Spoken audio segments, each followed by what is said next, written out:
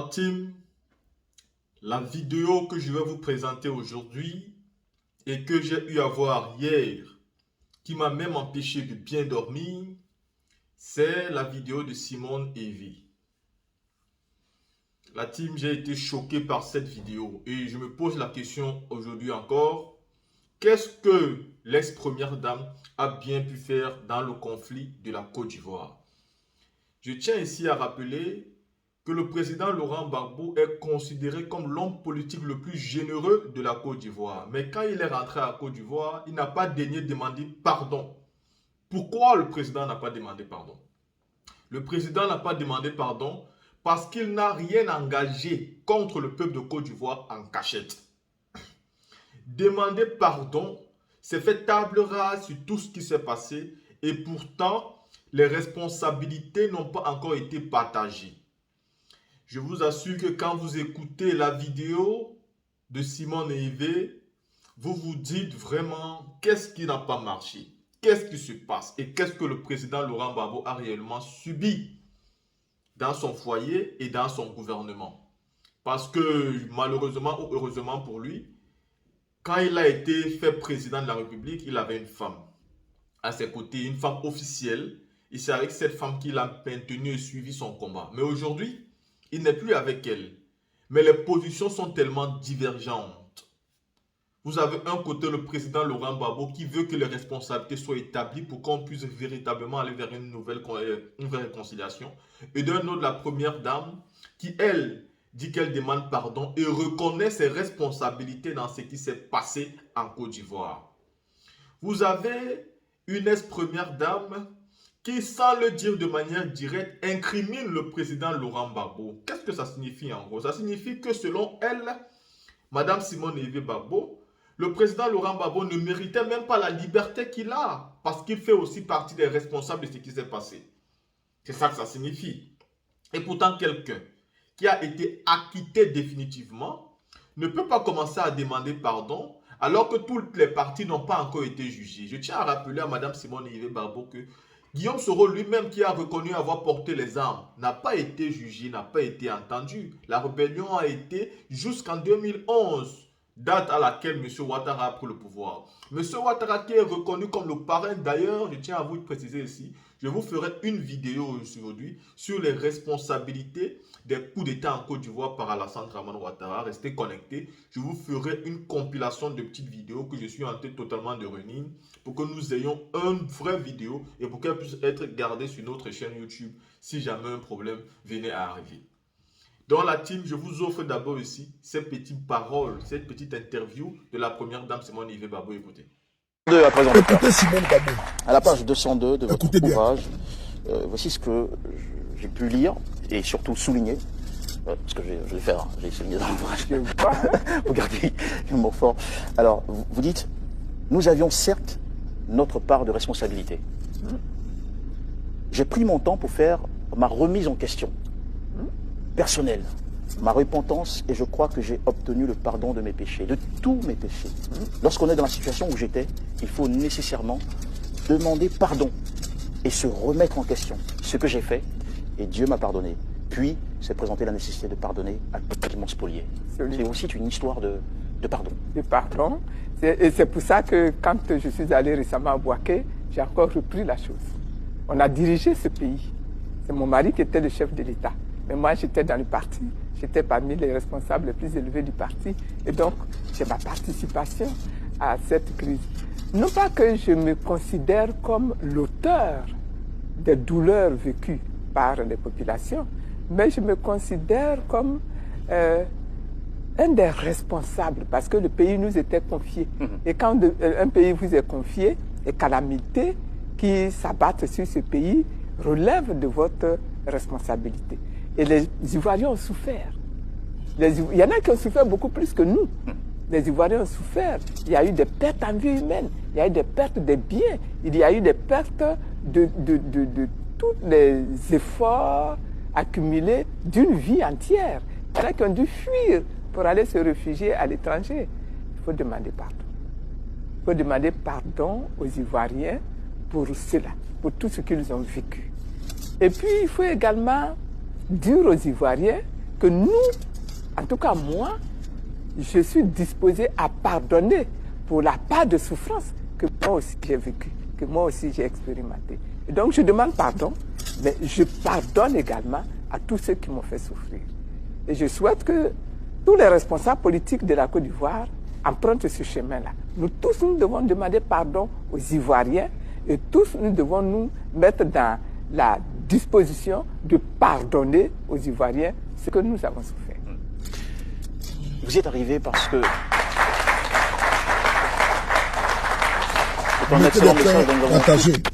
Le message est très vous y êtes fort. arrivé parce qu'il y a eu processus divin. C'est-à-dire que ce n'est pas quelque chose de très naturel de spontanément pardonner quand on est passé par tous ces dommages dont vous avez parlé. Alors, comment vous y êtes arrivé? Peut-être de manière, on va dire, en toute synthèse. Parce que l'ouvrage en parle, il y a un processus qui est un cheminement divin. Voilà. Disons que j'ai subi l'interpellation de Dieu. J'ai subi l'interpellation de Dieu. Pendant que je faisais mes prières, pendant que je demandais ce que je croyais que Dieu devait m'accorder dans la situation où j'étais, eh bien, je me suis laissé interpeller par Dieu qui me dit, mais moi, je suis votre Dieu. Je suis votre Père à tous. Et donc, si mes enfants... Il n'y a pas de favoritisme. Il n'y a pas de favoritisme. Non, il n'y a pas de favoritisme. Je suis le père de tous les FPI de l'époque, mais je suis le père de tous les PDCI de l'époque. Je suis le père de tous les RDR de l'époque. Et je suis le père également de tous les rebelles de l'époque. Tous, vous êtes mes fils. Et donc, si tu considères que certains ont mal agi, ce sont de mes fils qui ont mal agi. Et donc, mes fils qui ont mal agi, moi qui suis votre père, au lieu de me demander de venir les punir, tu dois au contraire me prier pour que j'intervienne dans leur vie pour qu'ils changent. Et qu'eux aussi deviennent des hommes que je vais pouvoir aimer. Est-ce que vous voyez? Et je vous assure, ça a changé ma prière. Ça a absolument changé ma prière. Du coup, je n'ai plus prié pour que Dieu vienne punir mes ennemis, mais j'ai prié pour que Dieu touche le cœur de mes ennemis et les transforme en ses fils. Et à partir de ce moment-là, je ne peux plus me mettre à détester mes ennemis. Quelqu'un pour qui vous priez, quelqu'un pour qui vous intercédez, vous ne pouvez plus vous mettre à l'enfoncer. Est-ce que vous voyez? Et on se retrouve dans la nécessité de pardonner soi-même, de se lever soi-même au-dessus de toutes ces rancunes et puis de demander que la paix revienne dans le pays. Super. Alors, vous avez fait un point sur les pertes que vous avez subies aussi pendant cette crise. Il y a un aspect de ces pertes qui m'a interpellé. On va en faire la lecture, je pense, en page 199. 199. Alors vous dites, bon, je pars de 198, mais je vais lire juste les extraits. Donc 198, en les biens matériels, j'ai perdu personnellement. Donc il y a les biens matériels, d'une part. Ensuite, page 199, j'ai beaucoup perdu. Pendant 7 ans, j'ai perdu la liberté de tout. J'ai perdu l'harmonie de ma vie familiale, l'équilibre de mon foyer. J'ai beaucoup perdu. Il y a un point que vous soulignez, c'est ma crédibilité de leader. Je lis, ils sont nombreux les hommes et les femmes qui, aujourd'hui encore, sont convaincus que nous méritons ce qui nous est arrivé. Notre régime était incompétent, voire immature. Ils trouvent que nous n'étions pas à notre place. Ils disent que Dieu nous a punis de notre imposture. Et vous poursuivez en page 201, est-ce que nous pourrions un jour récupérer ce que nous avons perdu? Bon, j'ajoute que vous avez pris le soin de rendre un hommage à tous ces Ivoiriens qui ont énormément perdu dans la crise, à la page 200, et de poursuivre les biens matériels, peut-être. Est-ce que nous, bon, je répète, est-ce que nous pourrions un jour récupérer ce que nous avons perdu? Les biens matériels, peut-être. Mais en tant que personnes humaines, notre personnalité, notre crédibilité, notre réputation, j'en suis moins sûr. C'est forcé, parce que ce sont des sentiments qui restent gravés dans l'esprit de ceux qui ont lu, de ceux qui ont écouté, de ceux qui ont entendu, de ceux qui ont vécu. Et vous ne pourrez jamais aller les rejoindre un à un, les uns après les autres pour parler avec eux. Il y en a avec qui j'ai pu parler et pour qui j'ai pu, en tout cas, poser des actes de réparation pour eux-mêmes. Mais ça ne peut pas se faire pour tout le monde. Il y en a qui vont mourir avec ce sentiment et c'est dommage. D'accord. Alors, autre chose frappante quand on lit cet ouvrage, c'est que vous avez le courage d'aborder les difficultés avec, en tout cas, une grande pudeur, les difficultés de votre vie de couple. Vous les abordez aussi dans cet ouvrage. Un petit peu. Un tout petit peu, oui, j'ai remarqué. Pages 213 et 216, voilà, je lis très rapidement, en page 213 et 216, vous dites, au final, ce qui est devenu primordial, vous dites, et de cette époque jusqu'à aujourd'hui, le rôle de l'épouse n'a plus été aux yeux de Dieu la chose fondamentale de mon foyer. Ce qui est devenu primordial à ses yeux, c'est mon rôle d'intercesseuse. Page 216, pour compléter, vous dites, ce que j'ai compris, c'est qu'il ne s'agissait pas de rompre mes liens avec mon époux humain, mais de rester dans mon foyer pour y jouer, en plus du rôle d'épouse, celui d'intercesseuse auprès de Dieu. Oui, oui, c'est nécessaire quelquefois que quand vous vivez à côté de quelqu'un, ou quand vous partagez la vie de quelqu'un, que vous deveniez l'intercesseuse ou l'intercesseur, selon si c'est un homme, qui va permettre à Dieu d'intervenir dans la vie de celui pour qui on intercède pour le succès. Parce que c'est une activité extrêmement lourde hein, que de diriger une nation, que de diriger des hommes, que de diriger un État. Et il faut des gens qui intercèdent et qui se mettent au-dessus de tout le reste. C'est-à-dire que si vous avez de la rancune, si vous avez de la jalousie, si vous avez de la souffrance, votre intercession ne va pas très loin. Hein. Vous regardez, vous dites que vous-même, votre cœur n'est pas pur. Parce que vous voyez, donc voilà, j'ai pu faire cela. Et vous restez toujours une intercesseuse pour votre époux? Toujours. Toujours. Permettez-moi la question, mais est-ce que le fait de rester toujours une intercesseuse pour votre époux ne cache pas un espoir discret que les choses reviennent dans l'ordre? Une sorte de remise ensemble. Je pose une question que beaucoup d'Ivoiriens se posent. Je pose aujourd'hui, je sais bien, mais disons que mon objectif, ce n'est pas ça. Mon objectif, ce n'est pas qu'on se remette ensemble, pourquoi, que le foyer se réconcilie, etc. Votre ouvrage prouve que vous l'aimez énormément. Vous dites... Ça, c'est disons, l'objectif humain, ça. Ça, c'est l'objectif humain. Ce qu'il faut regarder, c'est l'objectif divin. Qu'est-ce que Dieu veut pour sa nation? Comment Dieu utilise celui-ci ou celui-là pour le bon devenir de sa nation? Moi, c'est dedans que je suis inscrite. Alors, pourtant, moi, j'ai lu, je sais pas, j'ai eu ce sentiment, enfin, peut-être le sentiment que vous n'osez pas le dire, mais en lisant, par exemple, en page 42 de votre ouvrage, vous dites, en ce qui concerne les aspects négatifs de cette période de ma vie, je dois relever que j'ai beaucoup perdu dans l'aventure. J'ai, par exemple, perdu mon écrivain préféré, le président Gbagbo. Oui. Et vous dites que le président Gbagbo a une belle plume. Et ce n'est pas tout. Vous continuez, vous dites, j'ai perdu également mon ami. Oui. Gbagbo Laurent était avant tout mon ami. Oui. Quand on aime comme ça une telle personne, on n'a pas envie de se remettre ensemble? Se remettre ensemble, ce n'est plus la priorité? Ce n'est pas ça la priorité. La priorité, c'est que le destin que Dieu lui a façonné, le destin que Dieu m'a façonné pour la Côte d'Ivoire, que ce destin-là se réalise.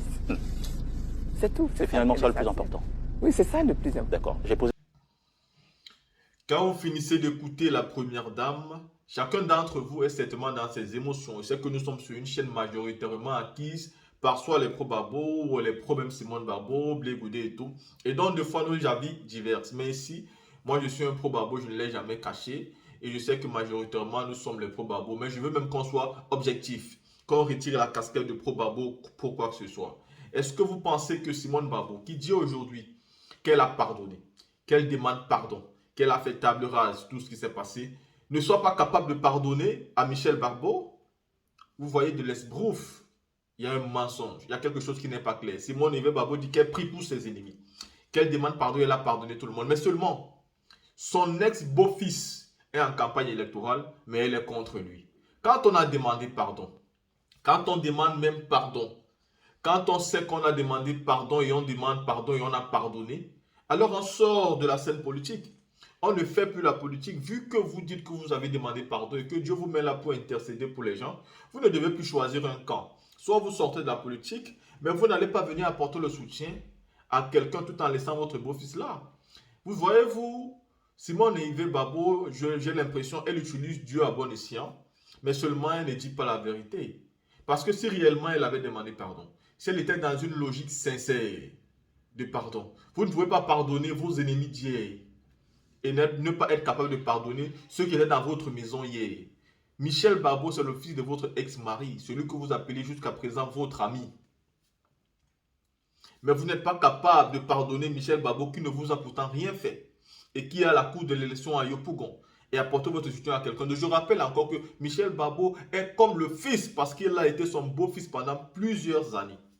Est-ce que cela est donc possible que dans vos prières, vous demandez à Dieu de vous aider à pardonner vos ennemis, mais vous n'êtes pas capable de pardonner vos amis d'hier? La preuve est là. Mais c'est quoi le pardon? On demande pardon quand on reconnaît avoir fait quelque chose. On ne demande pas pardon pour rien. On ne dit pas je demande pardon même si je n'ai rien fait. On sait ce qu'on a fait et c'est pour cette raison qu'on demande pardon.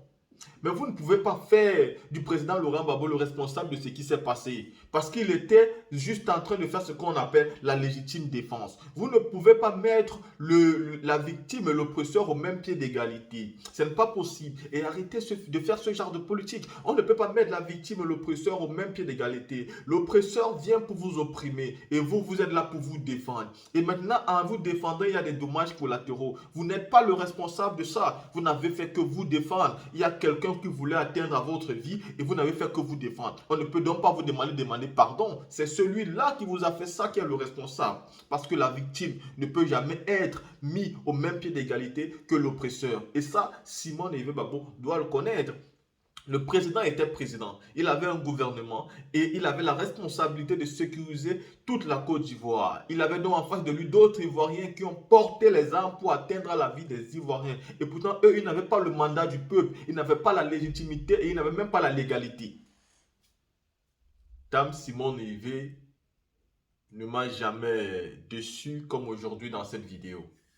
Parce que pour moi, c'est une vidéo qui n'a pas totalement sa place. Demander pardon et encore signifie forcément que vous reprochez de quelque chose. Moi, j'ai donc envie de savoir qu'est-ce que vous avez exactement fait. Vous savez, Simone Yves Babo n'a jamais été acquittée. Elle a été admissiée par M. Ouattara. Mais le président Laurent Gbagbo, lui, par contre, a été acquitté. Il faut que vous le sachiez. Laurent Gbagbo a été acquitté. Donc, ne demandez pas à Laurent Gbagbo de demander pardon. Simone Babo, elle a été admissiée. Peut-être se reproche de quelque chose. Mais le président Laurent Gbagbo et son camp ne peut pas se mettre dans une posture du pardon de la rébellion qui s'est passée, du coup d'État qui s'est passé en 2010. Ça, c'est du foutage de gueule.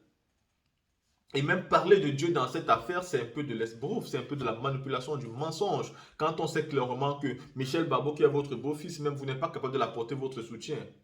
Vous dites que vous êtes dans Dieu, que vous pardonnez les autres, que vous demandez pardon, mais vous restez dans le game politique quand même.